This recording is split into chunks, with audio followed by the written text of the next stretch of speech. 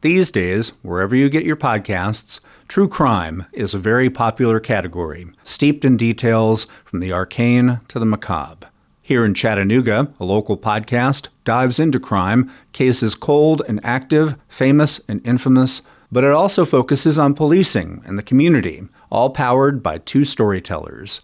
David, thanks for joining us. That's my pleasure. It's good to be here again. Good to have you here. Tell us more about the CrimeCast. I've told you the story on the genesis of it. It's morphed into, and Clint, my partner, who is the podfather, as I call him, because he's just injected into so many different podcast formats, is what you look like day one is typically not what you look like day 100, and then it's not what you look like day 365. It's just a natural, organic evolution of what your program becomes. And when Clint and I first talked about the idea, it was this, well, let's get in. We're going to talk about some cold cases. We're going to maybe even move and create energy in a cold case, and maybe that leads to some type of further investigation, justice for a family that may have given it up years ago. And then as we got into it, we realized, one, the market that we're in, while we do have a significant number, because every one of those are significant to the family members still around, is it's hard to still move things like that. And to dedicate our entire time, space, and energy into just cold cases would have been very linear. So when we started to get in new guests, active police officers, investigators, attorneys that have worked kind of closed but very sensationalized, salacious, if you will, investigations that hit our community over the last 20, 30, 40, 50 years, we really saw value in that, and we saw our listeners respond to it. What are some things that you have learned along the way through tackling these topics in this format compared to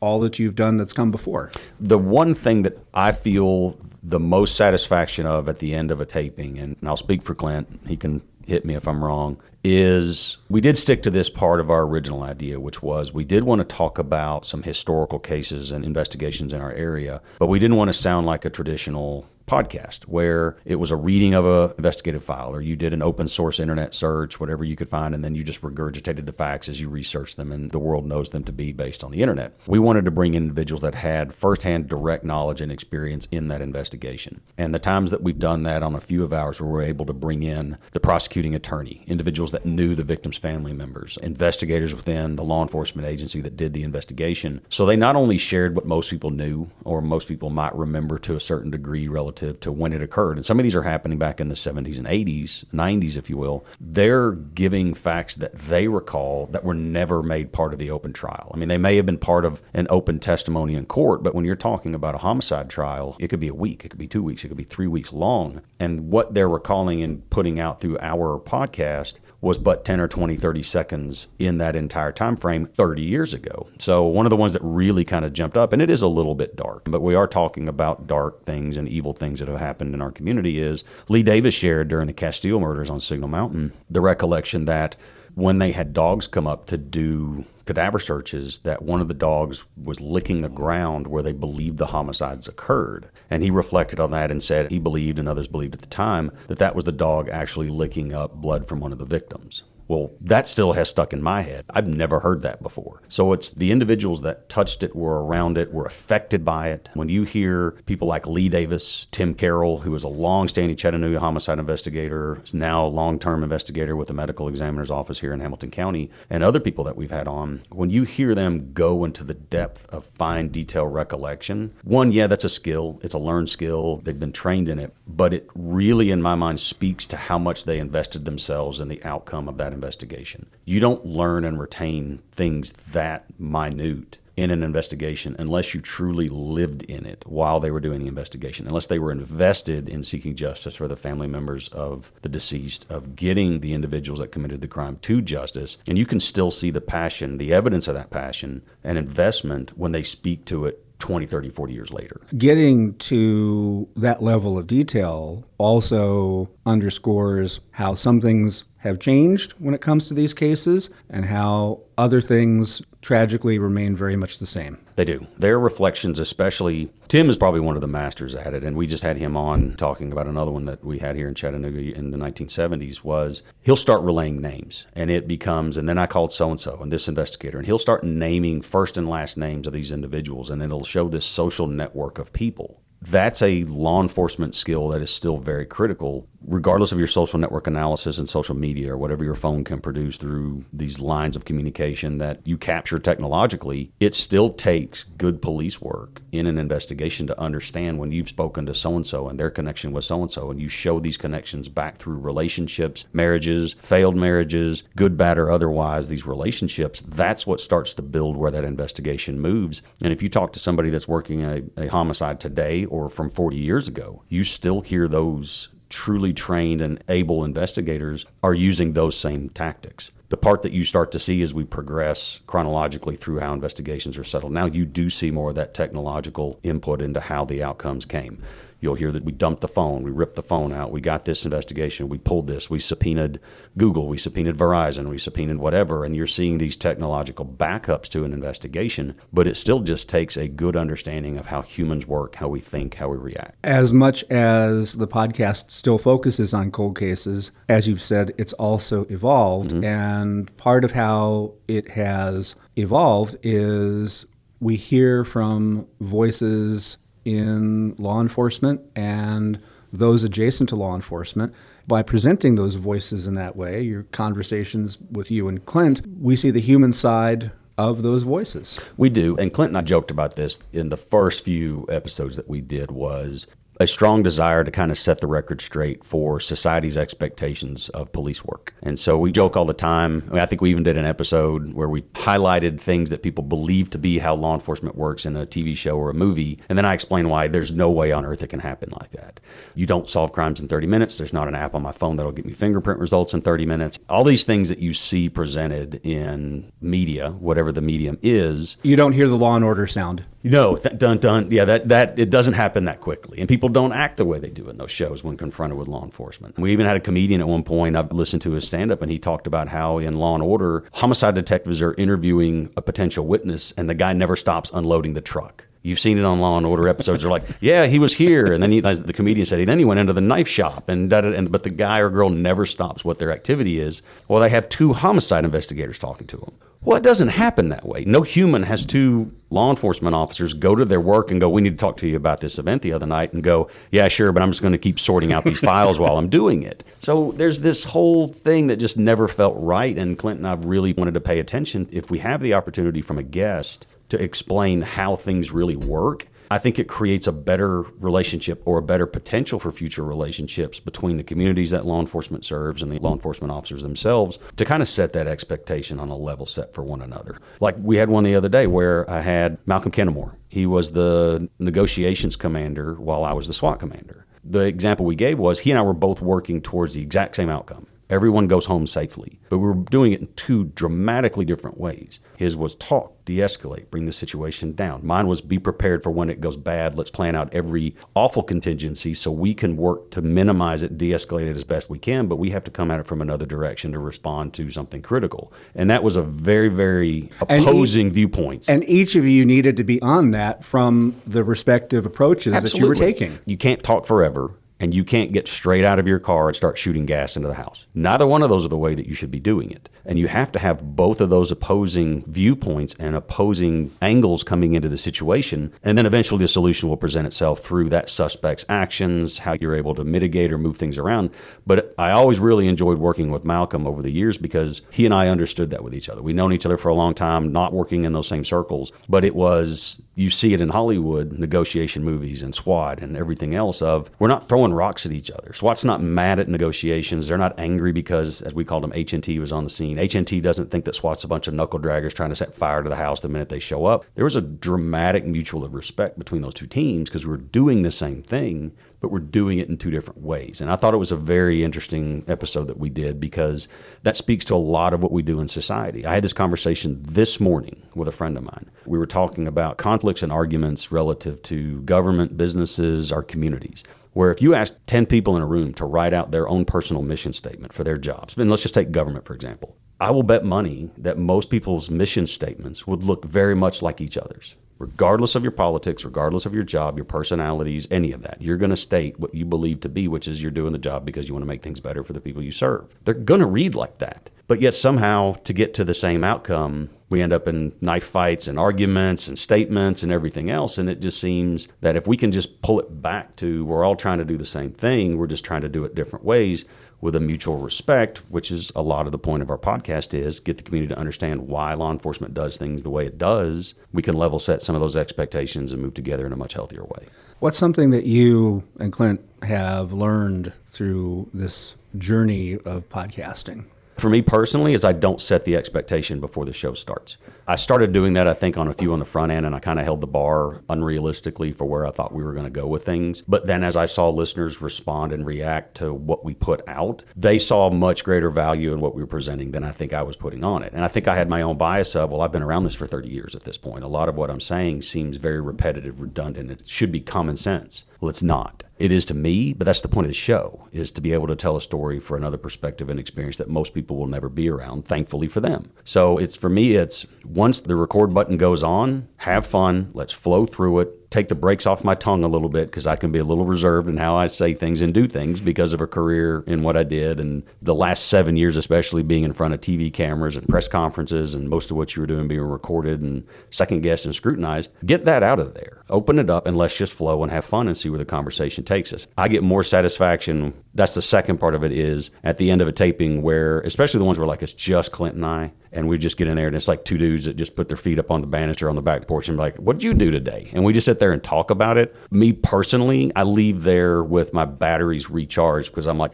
we did good things today. It was just some guys talking. We got a good message out. Hopefully people will respond to it. But there's a catharsis in individuals that are trying to do something like that. And for me, especially at this point, to just share. And if I can take the brakes off my tongue, as I said, I think it has value for the people that hear it. What response have you and Clint received for the podcast, including from the community that you're focusing on? Mostly I see that that's very individualized. So like when we did the one on the Castile murders on Signal Mountain, well, I live on Signal. My wife's family's generational on Signal, a bunch of friends, we've been up there for years, is we released that close to a holiday and I received phone calls. I think it was around Easter maybe, or maybe Thanksgiving. I can't remember the time of year, but we had a family gathering. I had family members sitting there telling me, I remember exactly that. I was on that property. I had people call me and tell me, hey, my so-and-so was connected to one of the four-wheelers and they were supposed to be on the ride. Or I remember getting threatened by Castile myself.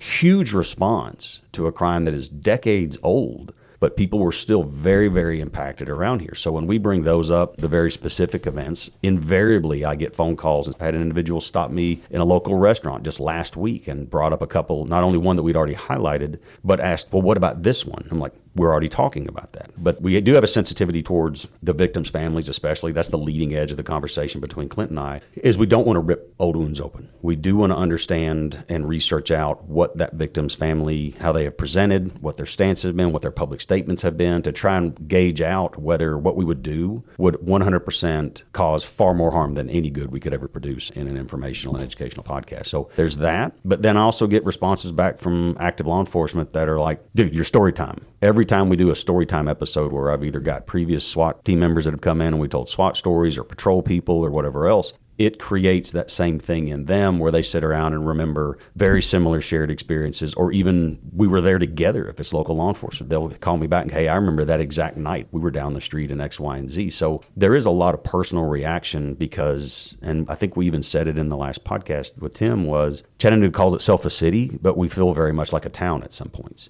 And it's the 2 degrees of separation. So when you bring up these high profile events or just the call that happened one night at 2 a.m. in July of 2002, people are still here that were there for that event. And I think when they directly connect into something that is very personal to our community, it connects them with the show, and then I get feedback for future shows or future ideas. And to check out the CrimeCast, you can find it wherever you get your podcasts. David Roddy, thanks so much. Absolutely. Please give us a listen. Feedback is always welcome. Ideas are absolutely critical to making sure we are putting out what people want to hear. Thank you.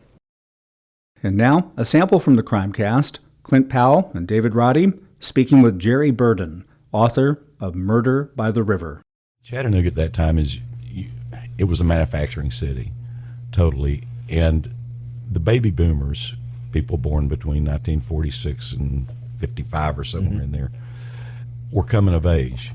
They wanted to go out and they wanted to party. And a lot of entrepreneuring people saw that burgeoning market and said, hey, I want to get some of this.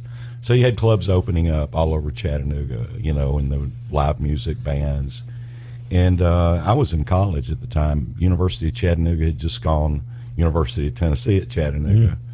And it was growing. And, it was... let me back up a little bit. When I was a kid, I had a love for Chattanooga, even though I don't live here now. I entered contests. My dad actually entered me into some contests, and there was one called Billy Bragger.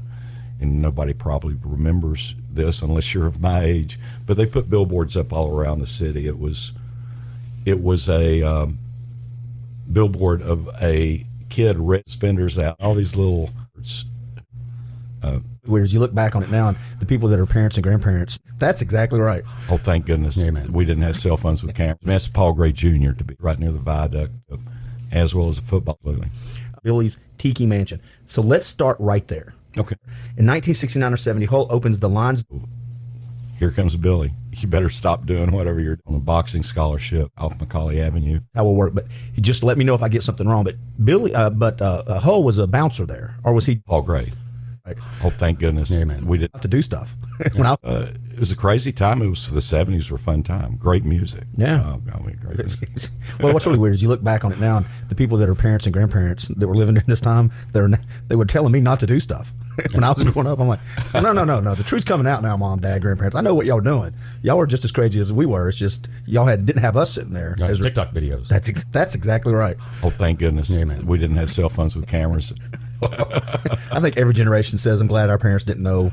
All right, so the culture is everybody's kind of going out and party. There's the Play Lake Club, owned by Paul Gray.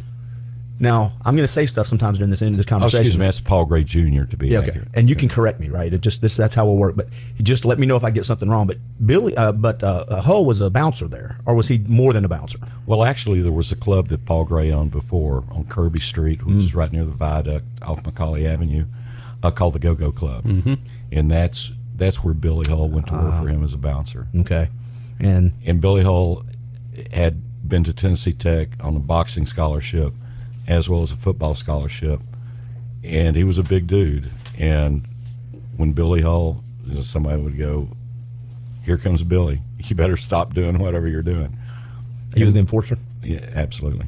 All right, so God, you read such a good timeline. I don't know where to start. In 1969 or 70, Hull opens the Lions Den and later Castaways Club. Is that correct? Right. Okay. And then he worked with Billy Hull. This is the work began on Billy's Tiki Mansion. So let's start right there. Okay. The house being built, everybody called it the Playboy Mansion. Explain to listeners who may not know why they called it that. That's not where the Playboy Mansion was. Why'd they call it the Playboy Mansion on the Ridge? Well, several reasons.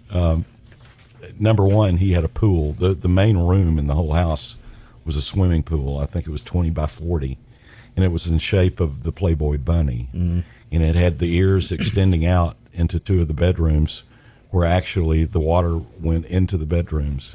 So you could get. Because why not? You could get in the pool from there. So that was one of the reasons. I guess they the primary reason. They don't make enough chlorine for and that then pool. he had the ears. I mean the eyes, and the whole Playboy emblem inside.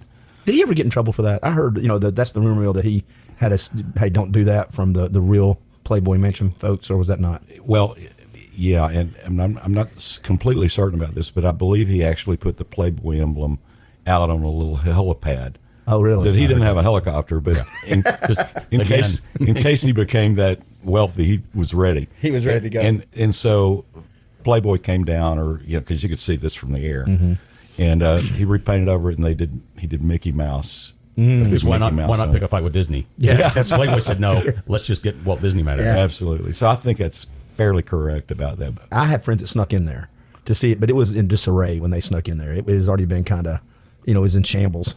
So do you know anybody that snuck into the mansion or saw the mansion from the inside out? Because I've got a friend that did, and I can't get her to come on the podcast. Well, yeah, I know people that actually went to parties up there because he ran a lot of parties, and of course later a lot of people after it was abandoned went through there, and there's some videos on YouTube. That's what my friends went through. That's right. Before the murder happened, had he already been connected to any other crimes, or is he known to come from that kind of activity? Well, as far as crimes before this, I can just say no one's ever been able to prove them. Well court of played. You law. should be a politician. Well played. That's an attorney answer. No, I don't know about that. I just know that he was a mover and shaker. Yeah, he married a lady in 1951, Gloria. And that was his wife. And then they got the divorce. And then this crime happened after the divorce, or was this before? I'm trying to figure this out. Actually, it happened after the divorce. Mm-hmm. All right, so why don't you tell everybody? Let's pick it up right there. After the divorce, he had an open marriage. He thought he had an open marriage. She wasn't allowed to have the same attitude towards the marriage. Am I correct, sir? Is that a good way to put it? That's fairly accurate. Okay. Correct. So he was also a jealous guy. Yes, but I think the reason for the whole escapade as it went wasn't out of jealousy. It was out of, I can't believe somebody did this to me. Disrespect. Yeah, absolutely. But just throwing this out, if you're in a marriage and your husband decides to build a house with 2 tiki gods and a swimming pool that goes into 2 bedrooms, things may not shock you as much as they would other folks if maybe the relationship goes a little off kilter. Just throwing it out. Good marriage advice from David Roddy. Don't put a Playboy Bunny swimming pool in your house. Just start There's there. a lot of stories about the parties. Oh, yeah. Cocaine's probably a real thing in that day and time, but I'm just speculating. It was alcohol. Yeah, alcohol, and it was kind of a swingers place anyway. People went there for parties for a certain reason. That's kind of you kind of understood what you were going for a lot of times. I was saying. Well, he did have video cameras in the pool area that had monitors in each of the bedrooms, and I don't know what that's all about. That's odd. Oh, yeah, we do. Yeah, that's You don't curious. have to say it. Oh, yeah, we do. Wow. Find the CrimeCast wherever you get your podcasts.